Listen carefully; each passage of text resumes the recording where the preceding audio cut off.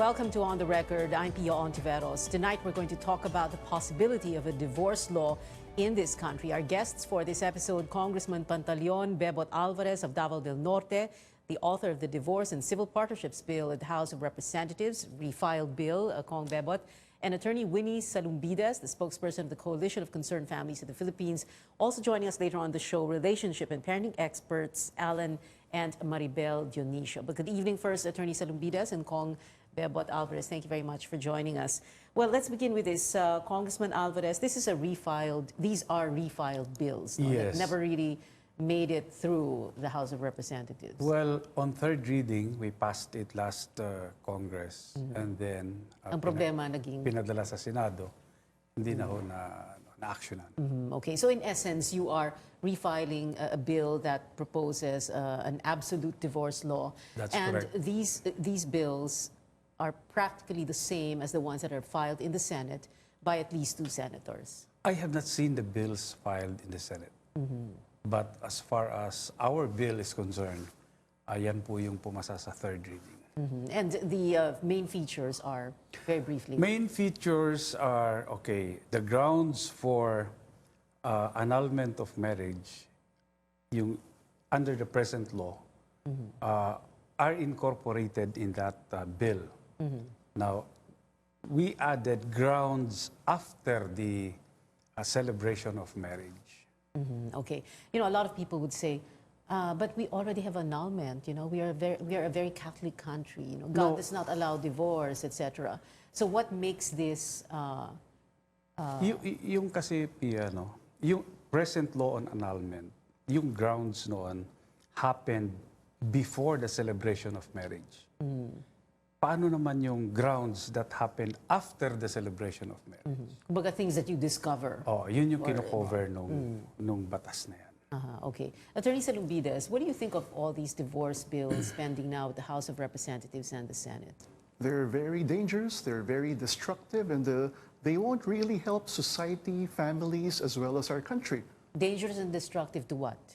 To families. For one, this is not just about giving married couples an express lane to divorce. It's not just a highway or avenue to ending a marriage. But what many people don't realize is that this is also an express lane to bigamy as well as polygamy, because remarriage is really the ultimate end goal of such pending bills that we have right now. How do you respond to observations that, well, the Philippines is just one of 2 countries, the other, well, the state Vatican, no, that does not have divorce, and other countries, for example, Spain, that brought the Catholic religion, the Catholic faith here, does have divorce. Yes, it should be a matter of faith, fame, as well as distinction, that we are extraordinary and one of the kind in that respect.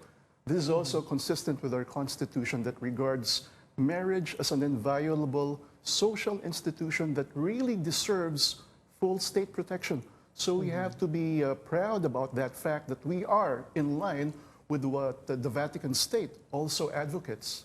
So you think a divorce bill, if it passes the Senate and the House of Representatives, will destroy the family as an institution in this country? Certainly, because of course, whenever parents are split apart, no children will be clapping or applauding. The first victims of any dissolution of marriage would be the children, who are not part of that rift, yet they suffer directly. What do you think of children who have spoken and said that they suffer more when their parents are together and are unhappy in their marriages? We will not ignore the fact that whenever there is bickering, there is suffering, but we also know for a fact that situations like that are not really long-lasting. Because even in my own marriage, let me state on the record that I am happily married to a broadcast journalist. We do have our spate, we do have our misunderstandings, but of course, we work at our marriage and we are able to replace those, what we will consider as sad moments with the many more occasions of family rejoicing and celebrations. If we throw in the towel that quickly, we would not enjoy that kind of benefit as well as that kind of commitment and the celebration that goes with every problem hurdled together by couples. Well, for those who are unhappy in their marriages, and have long suffered. You say that meron namang annulment, hindi ba? Right. And that, Right. as far as you're concerned, that should be enough. But as Pia Cayetano, for example, in Senate Bill 285, tama ba? 288, described annulment as adversarial, tedious, and expensive. That is correct. That is correct. That's why we want more couples not to meet in court, but in family reunions. We want more families, we want more couples to use their resources, their money, towards supporting the family, sending their children to school rather than paying lawyers just to have that kind of annulment or divorce. So you are suggesting that these couples, go for counseling? Counseling as well as programs that would help strengthen the relationship between a husband and a wife as well as the family as a whole. But we're not seeing bills. We're not seeing proposed laws geared towards the strengthening of the family, which is really what our Constitution speaks about. You mentioned the Constitution. Do you think these bills are unconstitutional? Oh, definitely, definitely. Because if we're saying that marriage is an institution that deserves full state protection, in fact, it is supposed to be inviolable, yet why are we trying to undermine that kind of quality that should be strengthened, that should be reinforced and buttressed? Congressman Bebot Alvarez, are these bills, proposed legislation, are they unconstitutional? No. We graduated from the same law school, but I think we differ in our The interpretation same law of school that is what, provision. Ateneo? Yes. Pia, pagka sinabi nating it violates the Constitution on that particular provision, no?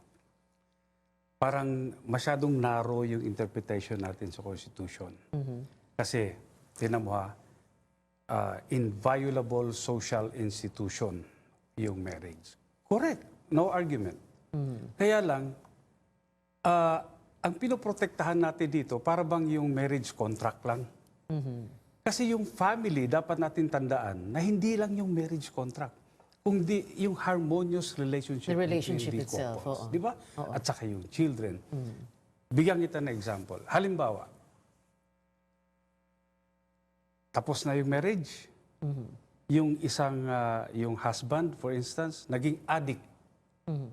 Oh, talagang hindi na siya pwedeng marehab. Nasira na yung utak. Ngayon, everyday hindi makatulog yung wife niya, yung mga children. Kasi alam naman natin. Kasi drug addict. Yung drug addict, pinapatay yung pamilya, di ba? Ang dami nangyari. These are facts. Factual po ito na nangyayari. Yeah, and if we were going to go by the description, by what Attorney Salumbides is saying, what he's saying is that they should still stay together. Oh, ano pang family na pinoprotektahan natin dito? Basag na sabog na. Sira na yung pamilya. Ngayon, ang sinasabi natin dito, bakit hindi natin payagan na maghiwalay at bigyan ng bagong buhay yung asawa na hindi adik, yung mga anak nila, di ba? Para naman gumanda naman yung buhay, maging normal ulit yung buhay. Attorney Salumbides will ask you to respond to that in just a bit, but we need to take a very quick break. This is On the Record. Be right back.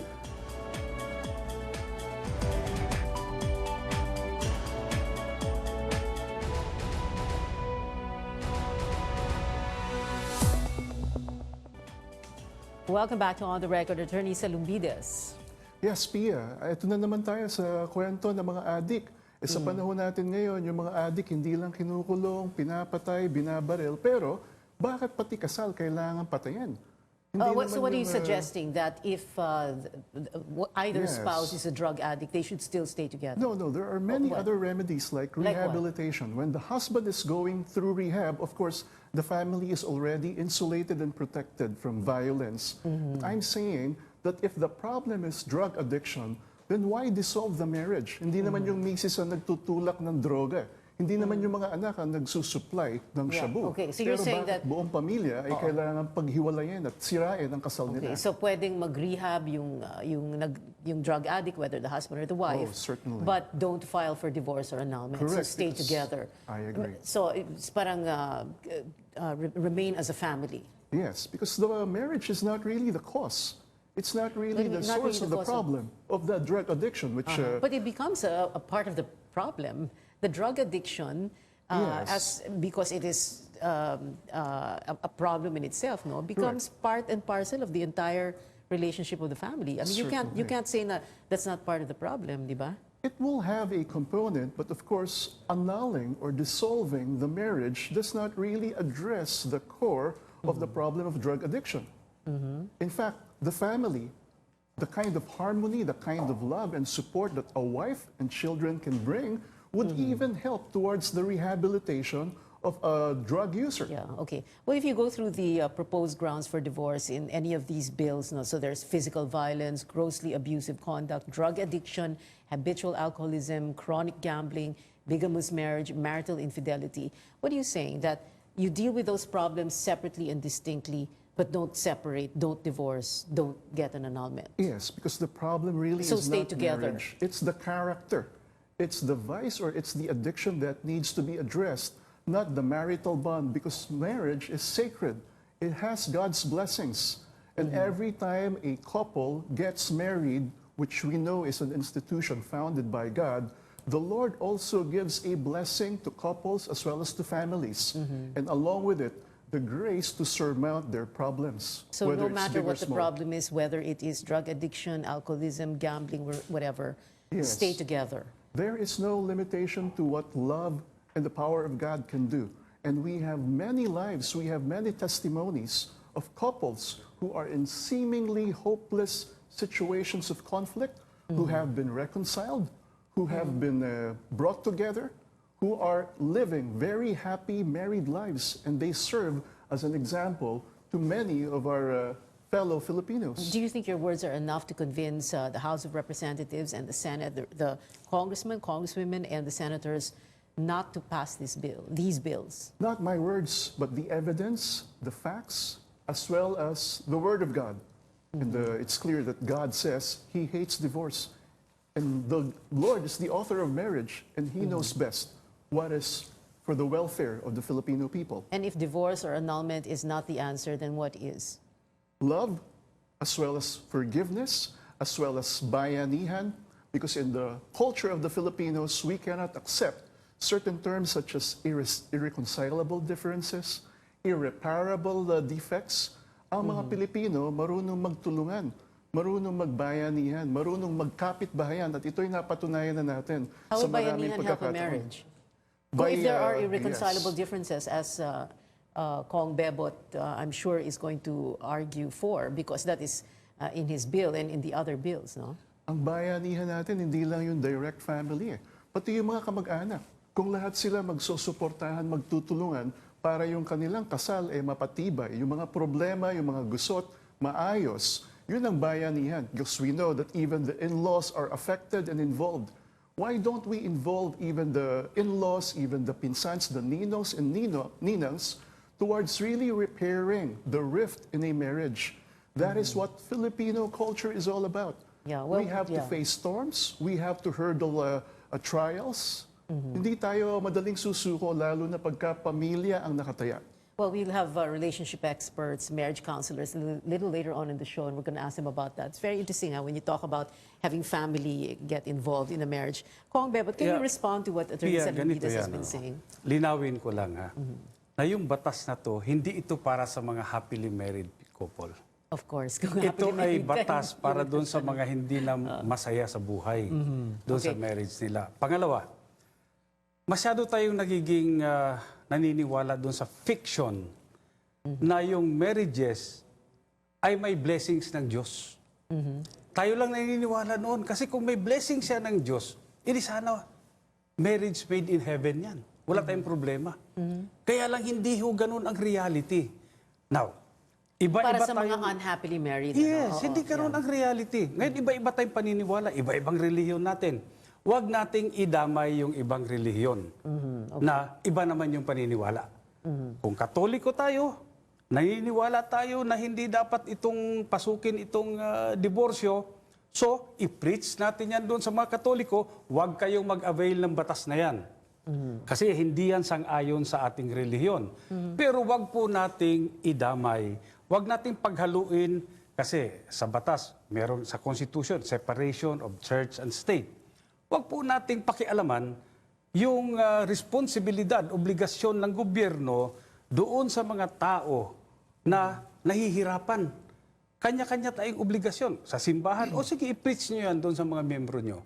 Huwag kayong mag-avail ng batas na yan dahil hindi yan sang-ayon sa ating reliyon. Yeah. Pero yung iba naman na gusto mag-avail, demokrasya po tayo.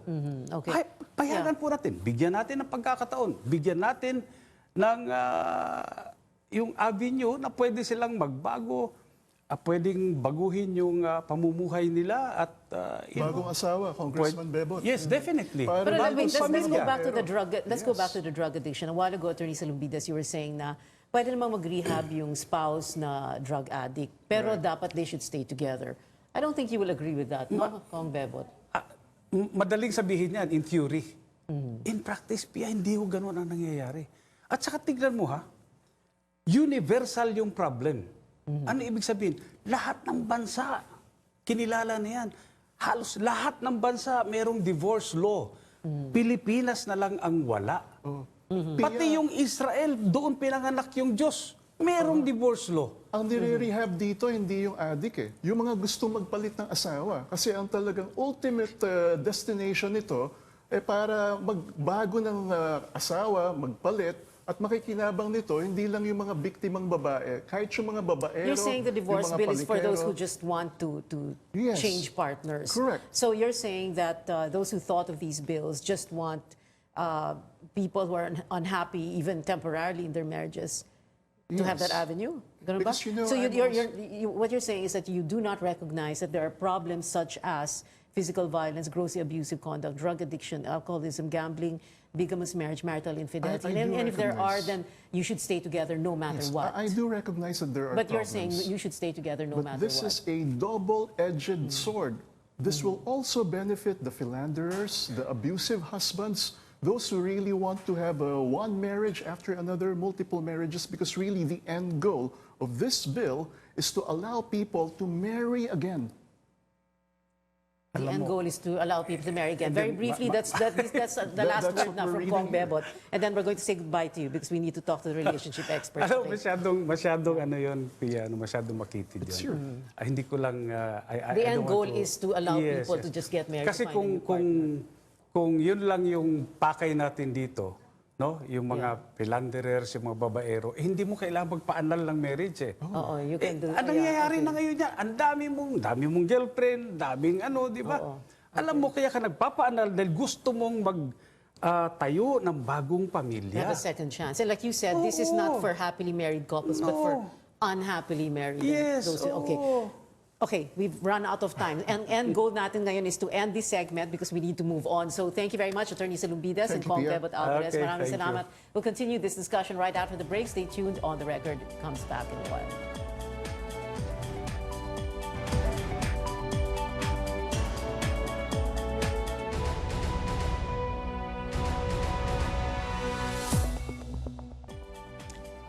This is On the Record. We're talking about the divorce bill. But, you know, you could save yourselves from the heartache of an unhappy marriage or an annulment and a divorce. And if you think about these two principles that will guide marriage, and we're going to talk about this with our guests now, preparation and maintenance. And that's why Alan and Maribel Dionisio are here with us tonight.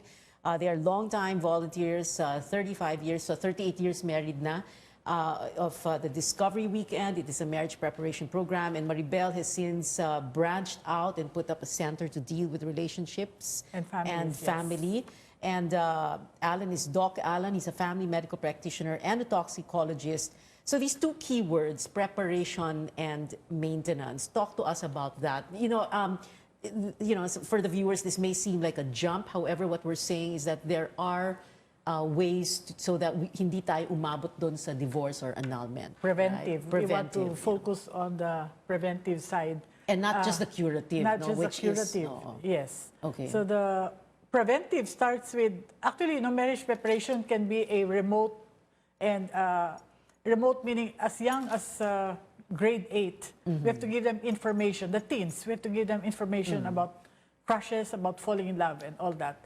But if we're talking about those couples in a relationship and thinking of marriage, we have to go through a thorough marriage preparation and equip them with knowledge and skills. Yeah. That's not something that's taken up in school. Right. You know? I mean, which is strange, no? Everything is taught in school except preparing for marriage and family. Because I think there's this belief that, you know, when you fall in love, that's enough to know who the right person is, diba? And then after that, people are thinking that you will instinctively know what to do when you're married, no? Yeah. But that's not the case. That's not the reality. That kinakailangan, if you want to get married and stay married, kinakailangan aral ka. Diba? There's got to be some form of training, education. In the same way that you get a college degree so that you can have a job or profession, you study for a test so that you won't fail. So there's preparation. It's strange nga, diba? Some people say, when they think of preparing for marriage, ang iniisip nila, preparing for a wedding. Yes. Iba ito, no? You don't just prepare for your We just don't prepare for the wedding, but we prepare for the marriage that is, at least our thinking is forever. Yeah. And like preparation, what preparation and the requirement today is 3 hours or some, there's 1 day. But you and Alan are advocating more than that. More than right? that, Okay. yes. So let's talk about those. How can people prepare? 4 weekends of seminars to attend. It's even 4 weekends, not even 4 years to start with. And there are 2 areas. One is the relational. So, you know, how to communicate, how to fight, about budget, the finances, in-laws, parents, children, and all that. There are about 20 topics there to cover for relational. And there are 2 groups that give these relational seminars that I know of. I'm sure there are others. One is the Discovery Weekend, where we've been very active for 2.5 days. Still are? Still are. For 2.5 days, they all talk about their relationship. And then CEFAM, where I came although from. some people, kasi no, Maribel and Alan, some people would say, oh, but we don't have time to attend a weekend. Well, if they don't Anong have sagot time doon? for the weekend, then they're just asking for more trouble later. Ang sagot doon is, the lifespan is now 75 years So they have time to 80. If you marry the wrong person, that's a long time. to regret. So spend your 2.5 days. And they have time now to prepare for the wedding. Yeah, To meet with the wedding They have prenups, they go prenup to all shoot. sorts of places and, you know, attend all of this. But they think kasi love is an easy subject. It's not. Okay, but It's, like Alan said, if you fall in love. to fall in love, but to stay in love is really Hard work. a struggle. It can be hard work, especially if you don't have the information about, for instance, how to fight properly. Or the other seminars we encourage are the personal growth seminars, where our emotional baggage, our issues, usually are sources of conflicts of husbands and wives. And ito yung, so, reparenting the child within, or the seminar, the RCW. Okay. So you mentioned Discovery Weekend, RCW, reparenting the child within, and then CEFAM has a CANA, marriage CEFAM, of course, Center for Family Ministries, where we both got training also. The focus of the CEFAM CANA, you are assisted by marriage and family counselors to go over your family of origin, to find out, you know, how different is Ala's family from my family, where is it, where does it, that, you know, they go together, they're in sync, but where is the conflict? So if you know about this beforehand, there are a lot of conflicts that you can avoid. And let's not forget also, no? Like, for example, there are church communities, whether Catholic or Protestant, that actually have quite impressive marriage preparation programs as well. No? So if you're part of that particular community, take advantage of it. No? Yeah, you can ask. The nice development also is that I think, well, at least as far as the Catholic Church is concerned, they're trying to bone up now on marriage preparation. I think the model that they're trying to approach is like in the United States, talagang bago ka mag-asawa, you have to go through several weeks, or several weekends of preparation, no? Which I think is a wise thing. No? If you're going to get married for the next 50 years, you better go through that, di ba? And the other development that's nice is that the DSWD has actually come up, I think, with a... they invited us last year to help review a two-day marriage preparation program as well. Also, that's great. And I think it's a program that that isn't just about, you know, how to about family planning.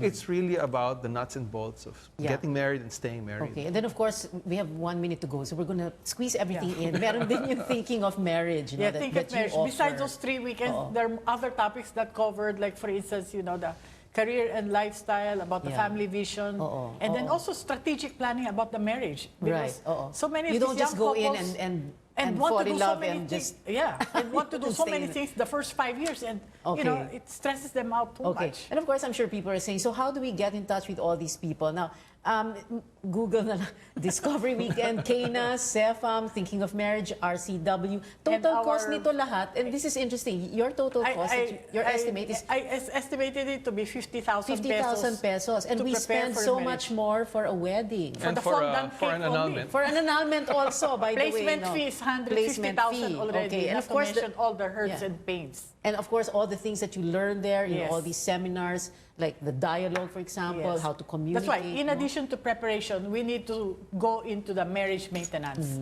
So we may have to go through all the topics that we took up in the marriage preparation, and this time, with some experience, how to tweak it now and to remind us, how to handle our parents or in-laws Yeah. about the budgets. Right, Because things right. become different after we get married. Oo, and of course, like you said, after we get married, hindi nagtatapos dyan. There is what you call marriage mentoring, which you guys Correct. offer also. Right. Hindi ba? Right.